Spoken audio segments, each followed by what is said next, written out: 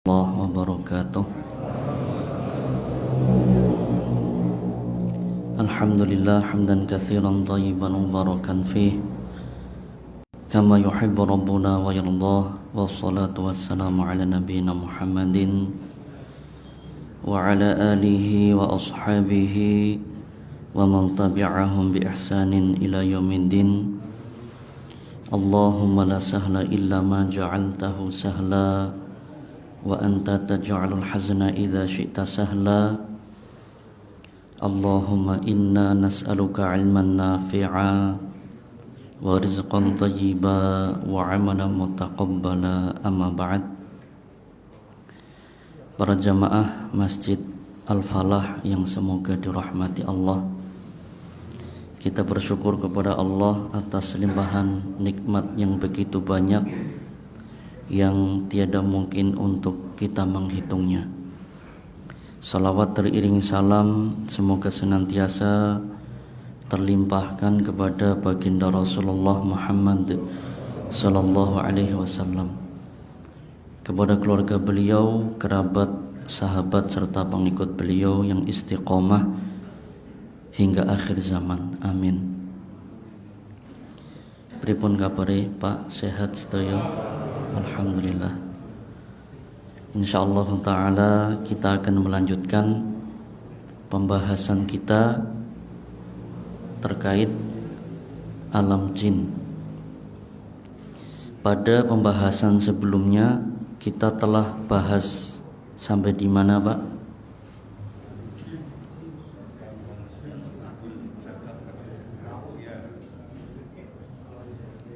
Dening ambleng. Sampai mana terakhir? Gangguan syaitan dari bangsa jin malam hari. Nah, jadi gangguan syaitan dari bangsa jin pada malam hari itu lebih kuat dibandingkan siang hari, dibandingkan pagi hari. Nah, maka dari itu gangguan syaitan di malam hari lebih banyak. Maka penampakan-penampakan ataupun bantuan syaitan kepada para dukun, baik santet dan sejenisnya, itu lebih sering pada malam hari. Dan seringkali kalau dukun-dukun itu ketika meminta bantuan jin, itu seringkali dia nyepi di ruangan, di kamar tertentu dan sengaja gelap, ya, karena memang kekuatan syaitan itu akan lebih besar ketika gelap atau ketika malam hari. Maka dari itu gangguan syaitan dari bangsa jin itu akan nampak lebih besar, akan terasa lebih besar ketika manusia sedang tidur. Nah, kemarin telah kita bahas gangguan syaitan ketika manusia tidur apa saja. Itu mengikat di tengkuk dengan 3 ikatan. Akan lepas jika manusia nopo? Pertama, baca doa ketika bangun tidur. Kedua, berwudu. Ketiga, sholat. Kemudian syaitan menginap di lubang hidung manusia. Cara menghilangkannya bagaimana? Beristinsyak dan istinthar, ya. Itu menghirup air sampai ke lubang hidung sampai khayshum, ya. Karena Nabi katakan sallallahu alaihi wasallam, fa inna syaitana yabitu ala khayashimihi. Karena sesungguhnya syaitan nginep di pangkal lubang hidung. Jadi di pangkal, bukan di depan sini, di pangkal. Sehingga disunahkannya wudu itu ketika menghirup sampai terasa di pangkal. Nah, kemudian juga mengencingi kedua telinga manusia ketika tidur sehingga sulit untuk bangun ketika subuh. Nah, ini gangguan yang syaitan berikan ketika manusia sedang tidur. Apakah hanya sampai di situ? Tidak. Lebih dari itu, dengan izin Allah, sekali lagi, bukan karena syaitan itu hebat atau jin itu kuat, tidak. Semuanya karena izin dari Allah Subhanahu wa ta'ala. Itu syaitan ini dengan izin Allah, Allah izinkan untuk bisa masuk ke dalam mimpi manusia. Ke dalam apa? Mimpi manusia. Nah, inilah yang akan kita bahas pada pertemuan kali ini. Bagaimana gangguan syaitan di alam mimpi. Insya Allah pada pertemuan berikutnya akan kita bahas bagaimana cara kita membentengi diri saat kita akan tidur, agar syaitan tidak mengganggu kita saat kita tidur. Sebelum kita bahas gangguan syaitan di alam mimpi, kita akan bahas lebih dahulu agar kita semua lebih memahami ya, bagaimana pandangan Islam terkait mimpi, terkait alam tidur. Karena alam tidur kemudian mimpi ini adalah sesuatu yang penuh dengan misteri, penuh dengan apa? Misteri ya. Jadi jangan Pak senang sing misteri-misteri nggih Pak. Jadi alam mimpi, alam tidur itu penuh dengan misteri. Yang itu insya Allah akan juga kita bahas pada malam hari ini ya. Bagaimana pandangan Islam tentang mimpi, tentang tidur ya. Jadi yang namanya tidur ini merupakan tanda-tanda keagungan Allah Subhanahu wa ta'ala bagi siapa?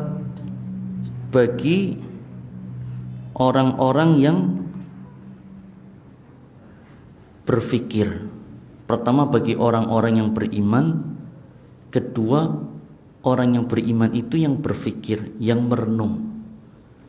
Apakah setiap orang yang beriman itu merenung dan berfikir? Tidak. Ya, tidak demikian ya. Maka akan kita jelaskan ya beberapa dalil yang menjelaskan tentang tidur, tentang mimpi. Baru setelah itu kita bahas tentang gangguan syaitan di alam mimpi.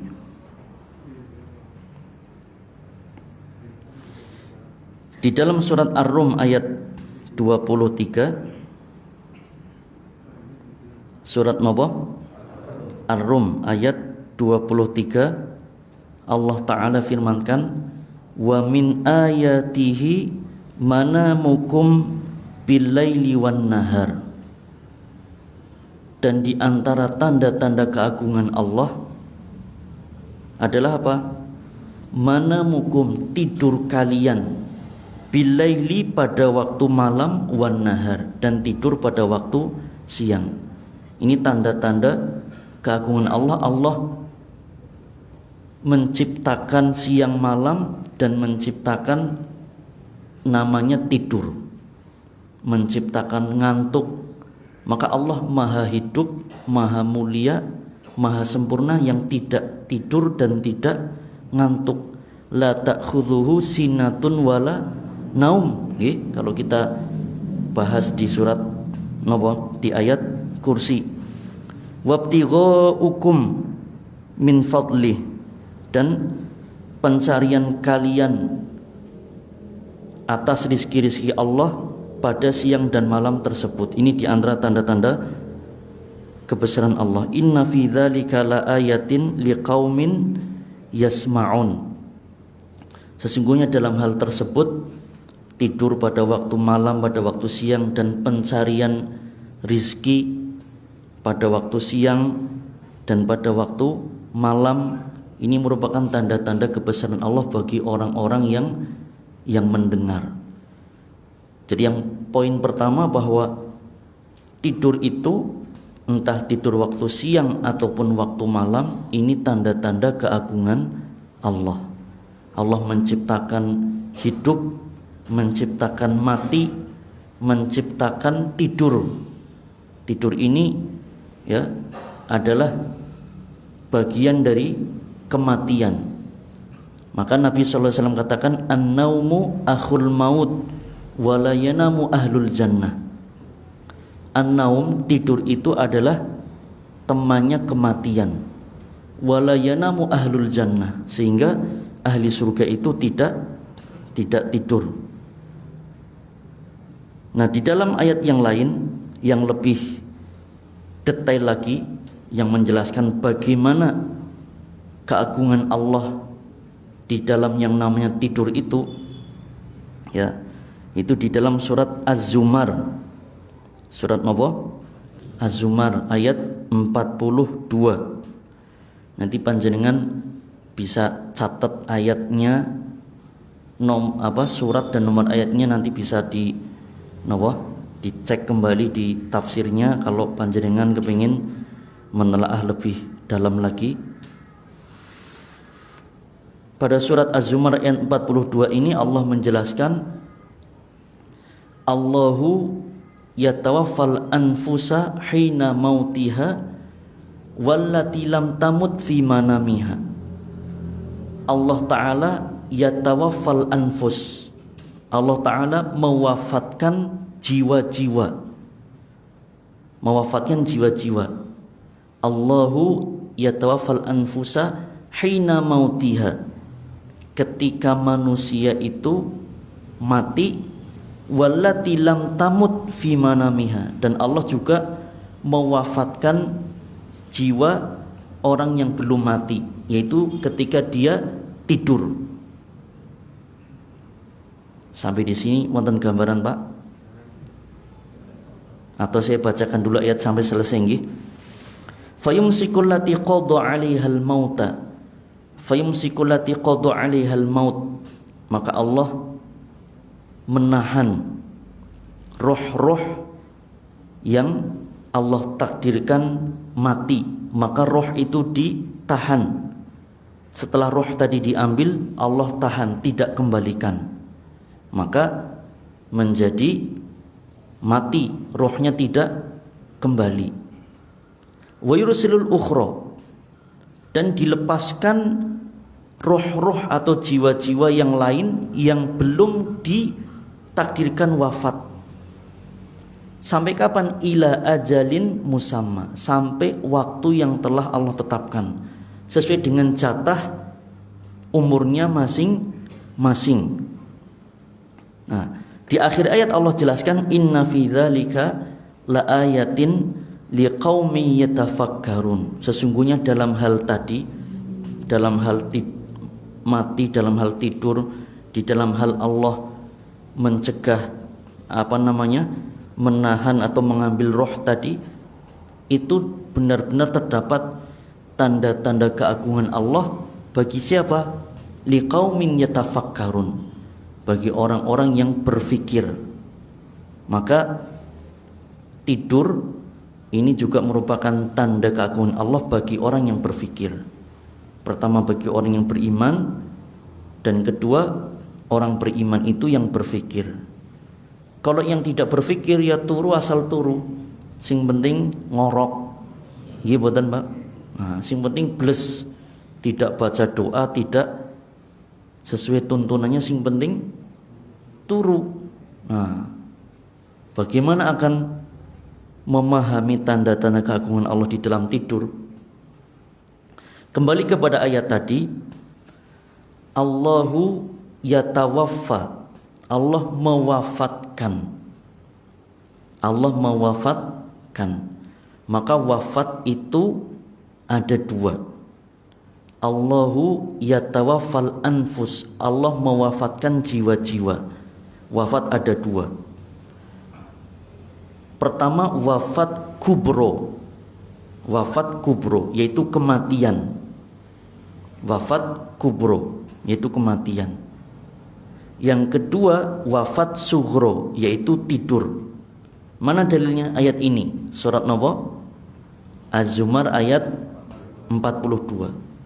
Allah mewafatkan jiwa-jiwa ketika mati dan ketika belum mati, belum ditakdirkan mati, itu ketika tidur. Jadi ada dua wafat yang disebutkan di dalam ayat ini. Pertama wafat kubro, yaitu mati. Kedua wafat sugro, yaitu nopo? Tidur. Jadi dua hal ini sama-sama disebut wafat.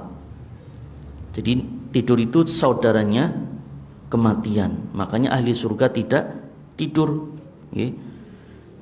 Kematian itu disebut wafat kubro, wafat yang besar.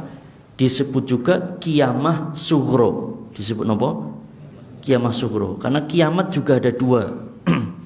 Pertama kiamat kubro, yaitu kehancuran seluruh alam semesta.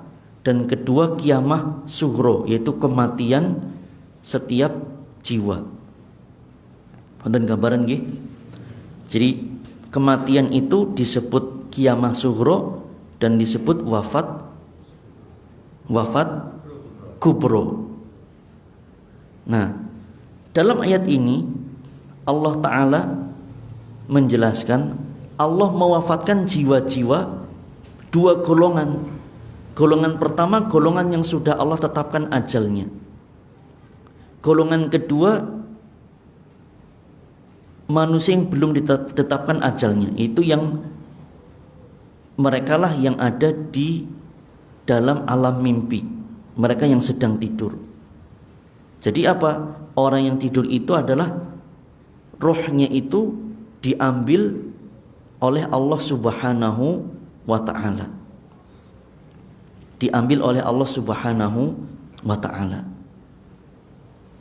Nah, maka di sini dijelaskan oleh para ulama, bahkan seperti Imam Ibnu Katsir ketika menafsiri ayat ini, dan juga ya teman seperguruan beliau ya yang sama-sama berguru kepada Syekhul Islam Ibnu Taimiyah, itu Imam Ibnul Qayyim. Jadi Imam Ibnu Katsir murid Syekhul Islam Ibnu Taimiyah sekaligus juga murid dari Syekhul Islam Ibnul Qayyim.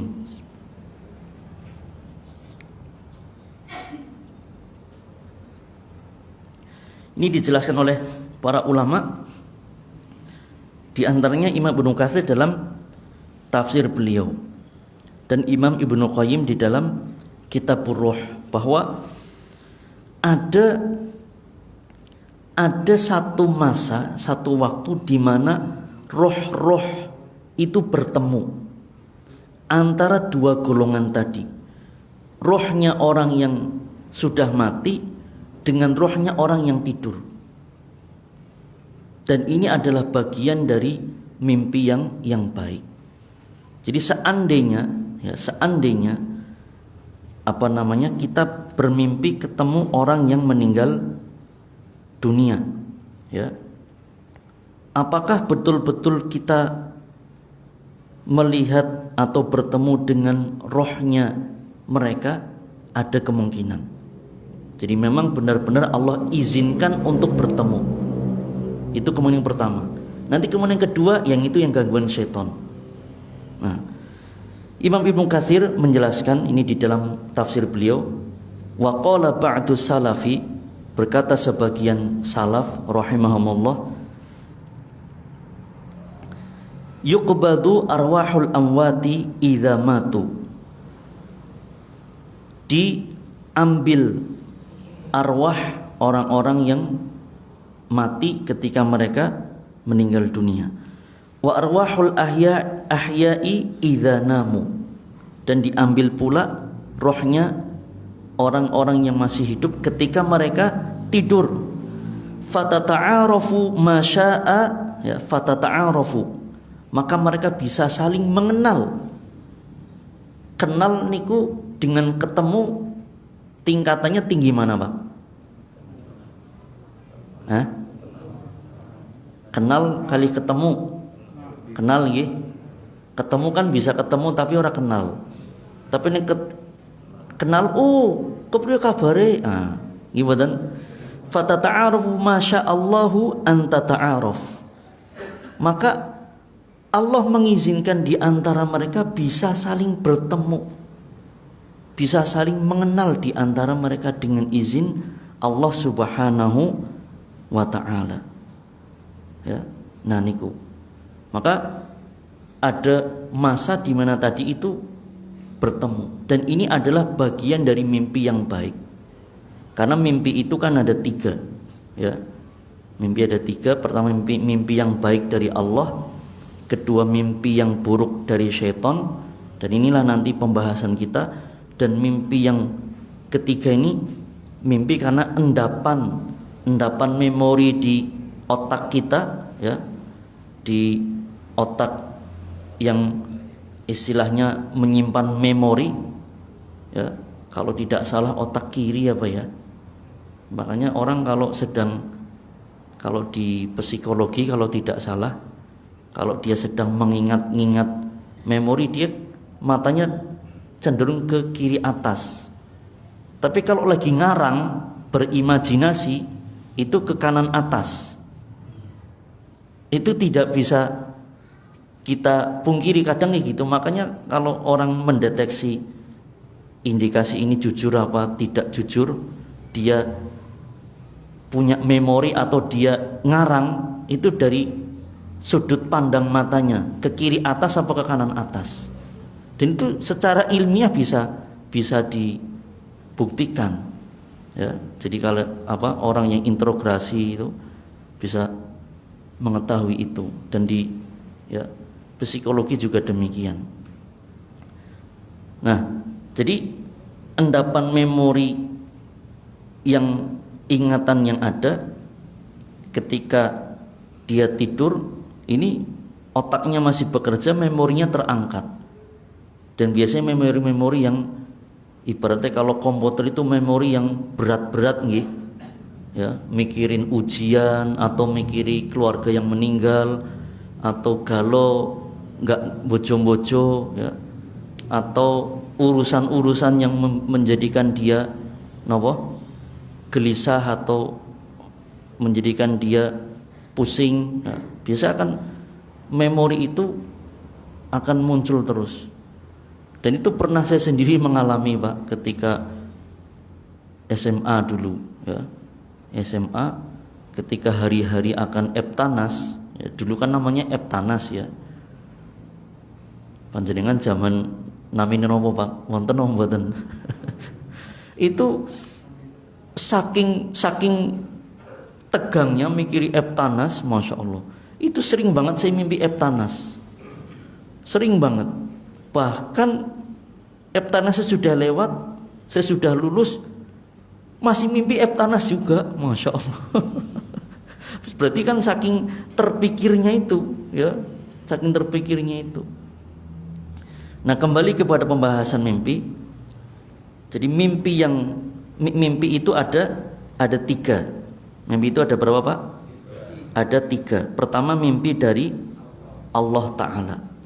Kedua mimpi dari syaitan, ya. Ketiga mimpi dari endapan memori akal pikiran. Dan mimpi yang baik dari Allah ini, ya, ini termasuk bagian dari keutamaan Allah yang Allah berikan kepada sebagian hambanya. Maka sampai-sampai di dalam hadis yang sahih riwayat Imam Bukhari dari sahabat Abu Hurairah, baginda Rasul sallallahu alaihi wasallam menjelaskan, lam tabqa minan nubuwati illal mubasyirat. Lam yabqa minan nubuwati illal mubasyirat. Tidaklah tersisa dari kenabian kecuali al-mubasyirat. Para sahabat bertanya, qalu wa mal mubasyirat? Apakah yang dimaksud dengan al-mubasyirat itu, wahai Rasulullah? Jadi mubasyirat itu secara bahasa, ya, adalah kabar gembira. Apa yang dimaksud dengan al-mubasyirat atau kabar gembira tadi? Beliau sallallahu alaihi wasallam menjawab, ar-ru'ya as-salihah, mimpi yang baik. Jadi mimpi yang baik itu adalah nopo? Adalah ya, pertanda baik dari Allah Ta'ala, kabar gembira dari Allah Ta'ala. Kemudian ya, terkait pembagian mimpi baik dan buruk, baginda Rasul sallallahu alaihi wasallam menjelaskan di dalam hadis yang sahih riwayat Imam Bukhari, Muslim dan yang lainnya dari sahabat Abu Qatadah radhiyallahu anhu, beliau sallallahu alaihi wasallam sabdakan, ar-ru'ya as-salihah wa fi riwayatin ar-ru'ya al-hasanah, mimpi yang soleh atau mimpi yang baik minallah, dari Allah Ta'ala. Wal hulum ini adalah mimpi yang buruk ya. Bahasa Arabnya apa? Al hulum minasyaiton, adalah dari syaitan. Nah, ini pembahasan kita. Faman ra'a syai'an yakrahuhu, maka barang siapa yang melihat sesuatu di dalam mimpinya yang dia benci, berarti mimpi yang dari syaitan yang buruk tadi, falyanfuth an shimalihi thalathan, maka hendaklah dia meniup ke kiri 3 kali ya, disempurnakan dengan membaca ta'awudz, a'udzubillahi minasyaitonirrajim, 3 kali ke kiri. Nah niku kalau mimpi yang buruk dan tidak perlu diceritakan kepada yang lainnya. Wal yata'awwadz minasyaitani, dan hendaklah dia berta'awudz, meminta perlindungan kepada Allah dari gangguan syaitan. Fa innaha la tadurruhu, karena sungguhnya mimpi yang buruk itu tidak akan mencelakai dia. Ini pembagian mimpi yang baik dan mimpi yang buruk ya. Selanjutnya tadi kan mimpi yang buruk tadi, bagaimana caranya? Meniup 3 kali dengan membaca nopo ta'awudz dan berpindah posisi. Nah, di dalam hadis yang lain riwayat Imam Muslim dari sahabat Jabir radhiyallahu anhu, baginda Rasul sallallahu alaihi wasallam sabdakan, idza ra'a ahadukum ar-ru'ya yakrahuha, jika salah seorang di antara kalian melihat mimpi yang buruk, falyabsuq an yasarihi thalathan, hendaklah dia meludah ya. Jadi ada bahasa meniup, ada bahasa meludah. Jadi bagaimana menggabungannya? Itu meniup dengan sedikit ludah nggih. Tapi nek ana bojone nang sebelah kiri aja didoe ngimbang. Melas ya. 3 kali. Wal yasta'idz billahi minasyaitani thalathan. Bahkan dalam hadis ini berlindung kepada Allah 3 kali. Jadi minimal 1 kali, yang lebih sempurna 3 kali.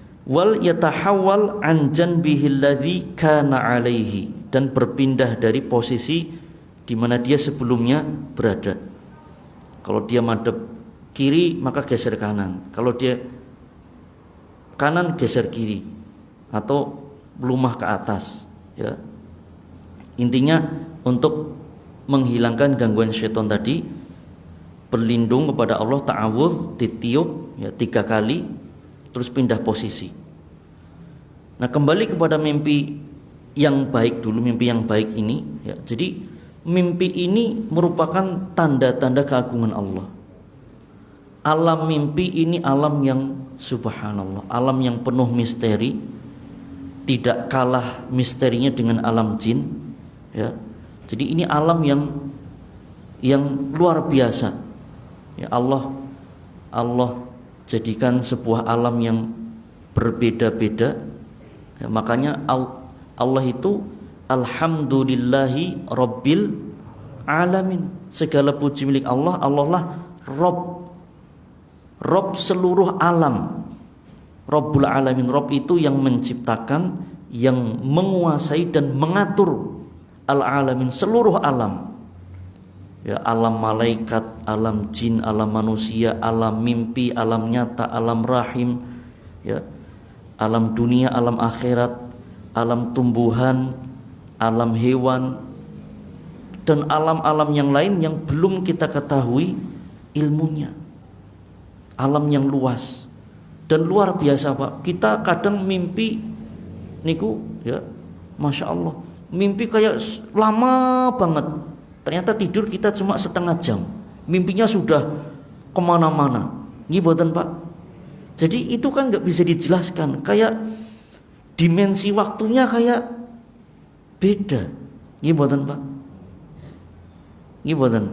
Nah, lebih rumit lagi, lebih unik ya penjelasan Imam Ibnu Abil Iz Al-Hanafi rahimahullah di dalam kitab beliau Syarah Aqidah Thahawiyah. Beliau menjelaskannya bahwa roh itu menempel dalam jasad manusia itu ada beberapa kondisi, beberapa tingkatan yang beda-beda. Ya, yang beda-beda. Pertama adalah roh yang menempel di dalam jasad ketika janin itu di dalam rahim ibunda. Itu roh pertama kali ditiup kapan? Usia 4 bulan. Nah, mulai itu ditiup. Roh ini sudah ada dan sudah hidup, tetapi tidak sesempurna ketika sekarang ini. Ketika roh di dalam janin, ketika kita masih di dalam rahim ibunda kita, sudah bisa melihat, Pak? Belum. Sudah bisa mendengar? Sudah mulai bisa mendengar. Ya, terbukti secara kedokteran. Sudah bisa jalan-jalan? Belum. Bisa nangis? Belum. Masih sangat terbatas. Jadi kondisinya seperti itu. Kondisi kedua, roh menempel di jasad ketika manusia sudah lahir, seperti kita sekarang ini. Nggih, bisa ngomong, bisa jalan, bisa melayu, bisa penekan, bisa polah, bisa maksiat, bisa macam-macam, nggih, Pak. Jadi kondisi yang lebih sempurna dibandingkan di rahim. Itu kondisi kedua. Kondisi ketiga, ketika tidur, roh itu menempel, tapi ada sebagian yang dia tidak sempurna atau terpisah. Karena tadi Allah menjelaskan roh itu diambil. Nah, jadi kan Allah tidak menjelaskan bagaimana cara detailnya. Yang jelas roh itu masih ada dengan bukti masih hidup. Tapi roh itu diambil oleh Allah. Bagaimana caranya? Allahu a'lam bishawab. Kalau kita tidur bisa dengar, Pak? Bisa dengar mboten? Ada kondisi di mana kita bisa dengar, ada yang tidak. Buktinya kalau alarm bunyi, bangun mboten? Berarti bisa dengar? Bisa. Adzan, bangun. Niku. Tapi ada kondisi tidak bisa bangun, ditutupi uyuhe setan. Nah, niku adzan enggak kedengeran. Niku. Rohnya ada. Dibandingkan kondisi pertama ketika di rahim, sempurna mana? Kondisi di rahim atau kondisi tidur?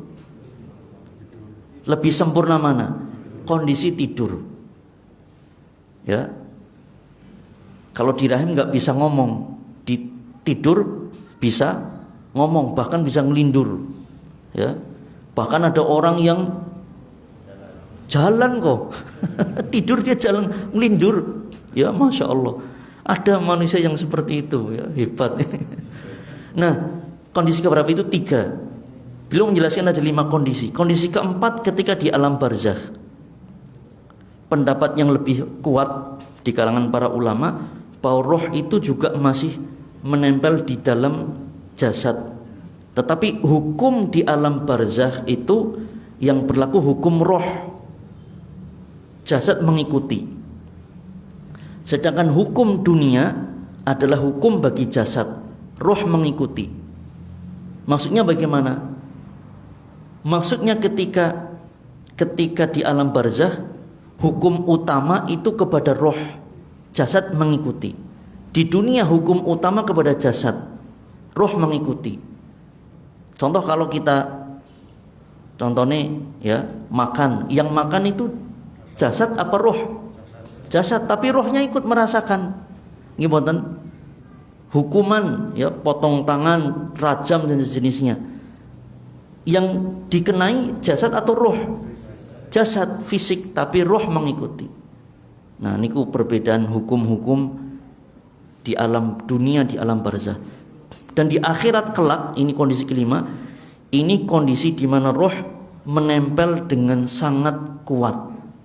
Karena Allah ciptakan roh itu ciptakan jasad kedua kali adalah khuliqalil baqa.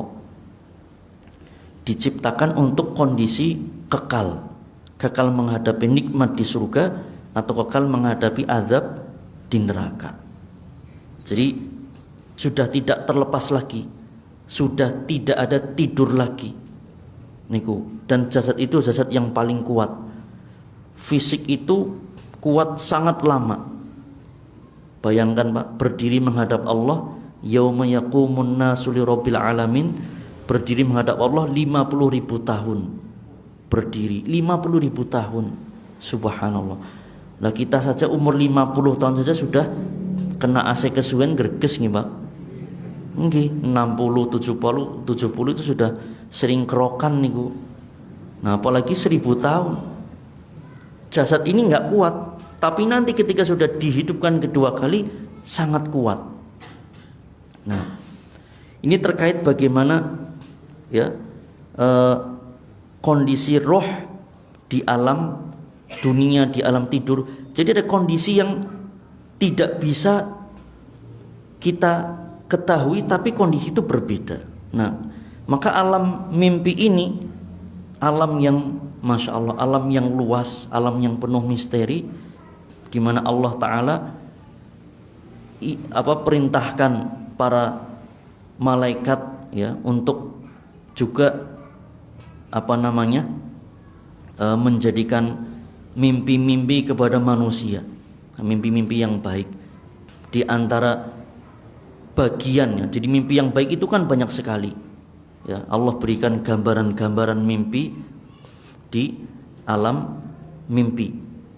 Dan mimpi ini Masya Allah punya porsi yang besar, perhatian yang besar dalam agama kita ya, dalam agama kita ya.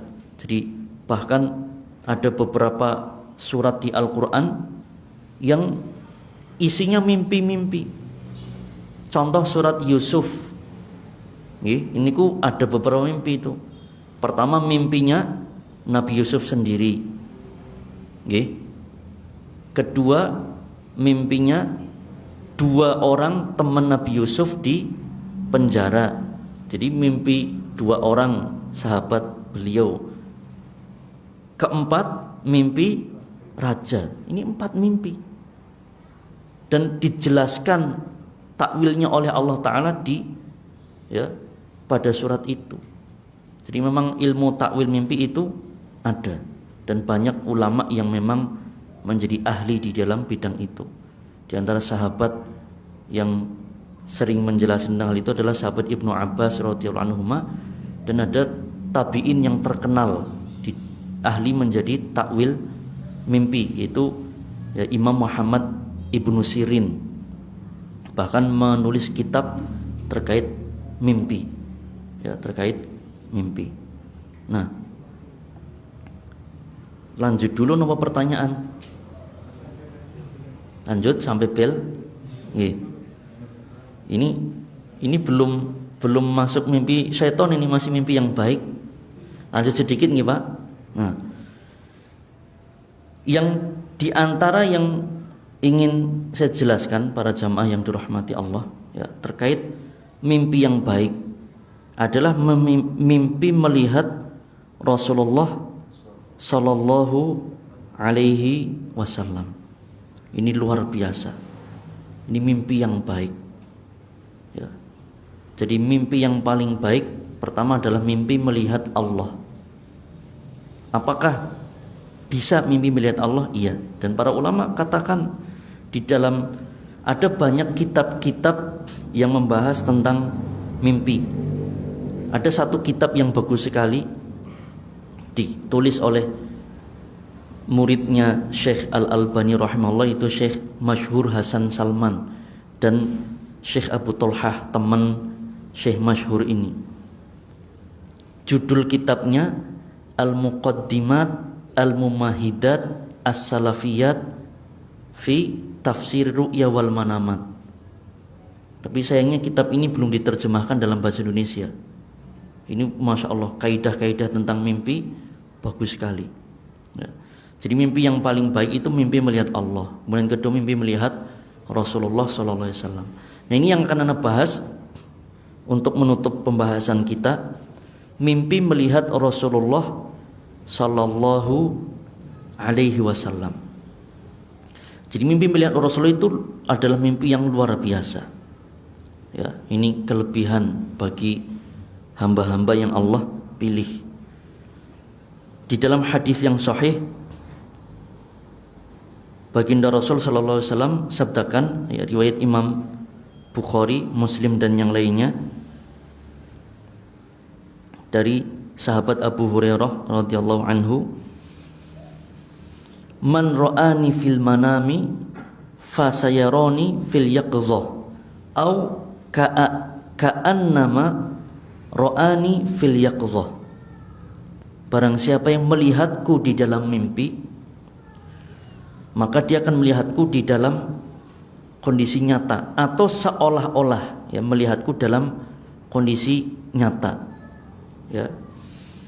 Nah poin terakhirnya apa, poin yang perlu kita garis bawah ini, la yatamatsalu asyaitanu bi, karena syaitan itu tidak bisa menyamar ya, menyamar menjadi diriku. Dan ada beberapa hadis yang menjelaskan yang semakna. Kita cukup dengan satu hadis ini. Poin yang perlu kita bahas nopo para jamaah yang dirahmati Allah.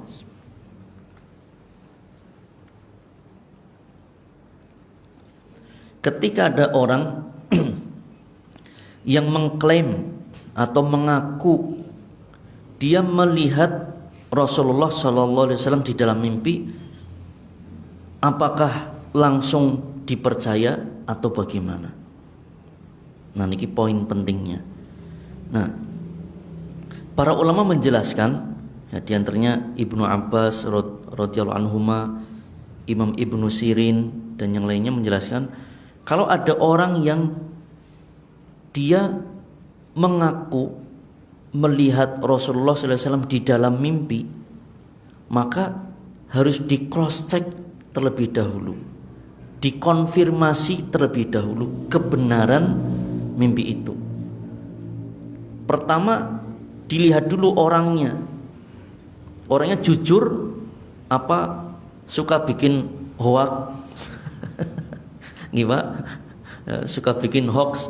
Kalau suka bikin hoax, ya, suka bikin berita-berita yang enggak benar, kok ngaku ngimpi ketemu Nabi, berarti kan perlu dipertanyakan dulu orangnya. Ngibutan? Tuh, pertama. Kedua, kalau orangnya sudah benar, jujur, soleh, maka tinggal dilihat mimpinya. Yang dia lihat di dalam mimpi ngakunya Nabi, maka disesuaikan betul-betul dengan ciri-ciri fisik Nabi Shallallahu Alaihi Wasallam. Betul apa tidak? Karena mengapa ini perlu dibahas? Karena syaitan, ya, kan dengan izin Allah bisa masuk ke dalam mimpi manusia. Niku ke dalam mimpi manusia. Sangat mungkin mereka ngaku-ngaku ngimpi menjadi nabi. Niku. Maka orang yang mimpi mengklaim mimpi ketemu nabi di cross check. Ciri-ciri orang yang dilihat persis apa tidak dengan ciri-ciri nabi yang ada di buku-buku sirah nabi. Di buku-buku sirah nabi, para ulama itu detail menjelaskan tentang fisik nabi, detail sekali. Beliau itu tidak terlalu tinggi, tidak terlalu pendek, ya. Dadanya bidang, wajahnya bulat, jenggotnya lebat, giginya putih berseri, hidungnya mancung, dahinya lebar, dan di antara yang unik nih Pak, subhanallah. Jenggotnya lebat. Di jenggot itu ya sunnah Nabi Shallallahu Alaihi Wasallam. Ya, semakin panjang jenggotnya semakin cerdas. Karena semakin mengikuti Nabi Shallallahu Alaihi Wasallam. Nabi adalah manusia paling cerdas. Niku Pak, ampun dibalik. Nggih. Nah, niku mboten dibahas nggih. Omane ngono direkam. Nah, uniknya para sahabat itu sudah menjelaskan, Pak. Nabi jenggotnya lebat, ya. Tapi jumlah uban di jenggot Nabi yang lebat itu tidak banyak. Beliau meninggal usia 63 tahun Hijriah. Tapi ubannya tidak banyak. Subhanallah. Sekitar belasan. Para sahabat mengatakan tidak lebih dari 20. Ada yang memperkirakan 17-an lembar.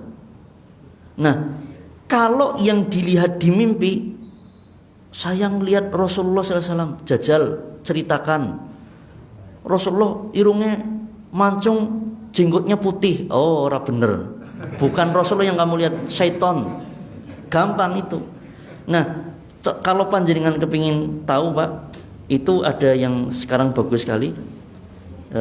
Kitab sirah karangan Syekh Sofiur Rahman Al-Mubarakfuri. Itu sirah nabawiyah diterjemahkan. Itu di bagian belakang. Di bagian belakang itu detail beliau menyebutkan ciri-ciri fisik Nabi. Detail sekali. Nah, nanti tinggal dicocokin sama apa tidak. Ya. Mimpi lihat Nabi, ya sininya dahinya pendek. Oh, bukan seton bok itu apa demit liwat apa. Nah, mimpi Rasulullah irungnya pesek, orang bisa. Nah, jadi seton itu tidak bisa menyamar persis seperti Nabi, tidak akan bisa. Kalau hanya sebagian-sebagian mungkin, maka dicocokin semua. Mimpi Rasulullah mancungnya iya, tapi awaknya gendut, oh bukan. Nah, jadi pasti ada sesuatu yang tidak klop. Paham nggih Pak nggih? Nah, jadi jangan gampang mimpi ketemu Nabi. Ya, dicek dulu. Dia tahu betul enggak ciri-ciri Nabi. Kenapa? Karena syaitan dari bangsa jin untuk masuk ke dalam mimpi manusia dengan izin Allah bisa. Dan mereka menyamar jadi ya jubah putih, jenggotan mancung, ya mirip kayak orang Arab, mudah bagi mereka. Tapi yang persis seperti ciri Nabi tidak bakal bisa. Itu luar biasa. Allah sudah membuat sedemikian. Tidak bisa setan. Tapi hanya sebagian, ya, mung pakai jubah tok, ya, kemudian jenggotnya putih, irungnya orang mandan mancung, kene dahinya sempit, ya, kemudian dia ngaku Nabi. Kalau dia orang bodoh sekalipun ahli ibadah langsung percaya. Nah, apa yang dikhawatirkan? Nah, ini yang ingin saya jelaskan. Nanti ini ada amalan ini, ya. Kamu kungkum di sungai ini 40 hari 40 malam. Atau ini sholawat ini dan itu. Diamalkan nanti kamu dijauhkan dari bahaya, rezekimu lancar ini. Nah, itu yang dikhawatirkan. Jelas nih Pak? Setan sangat mudah, ya. Dia ngaku Nabi karena ini orang bodoh dipercaya, tidak tahu ciri-ciri Nabi dipercaya. Atus niku. Apalagi mimpi kepada manusia yang derajatnya lebih rendah daripada Rasulullah SAW. Mimpi menyamar jadi Syekh Abdul Qadir Jailani. Lah kan kita nggak pernah tahu ciri-ciri beliau, fotonya nggak ada. Gimana? Mimpi menjadi Imam Ghazali, mimpi menjadi Imam Syafi'i, mimpi menjadi Syekh Siti Jenar, mimpi menjadi Sunan Bonang, mimpi menjadi Sunan Kalijogo. Ya, awak mending mimpi Nyiroro Kidul saking gampang, ijo-ijoan tok nggo kemben wis ngaku Nyiroro Kidul langsung dipercaya. Nah, makanya semangat ibadah belum cukup, harus dengan ilmu biar tidak ditipu syaitan. Karena betapa banyak manusia yang ditipu syaitan dari jalur mimpi. Niku. Insya Allah kita lanjut pada pertemuan berikutnya nggih. Ini masih panjang Pak, tenang mawon. Semoga penasaran dan semoga istiqomah. Amin. Kita akhiri sampai di sini dulu. Kita tutup dengan doa kafaratul majelis. Subhanakallahumma bihamdik asyhadu an la ilaha illa anta. Ngapunten atas segala kekurangan. Semoga Allah berikan ilmu dan kefahaman kepada kita semua dan istiqomah sampai kita meninggal dunia. Amin. Wa sallallahu ala nabiyyina Muhammadin wa akhiru da'wana alhamdulillahi rabbil alamin. Wassalamualaikum warahmatullahi wabarakatuh.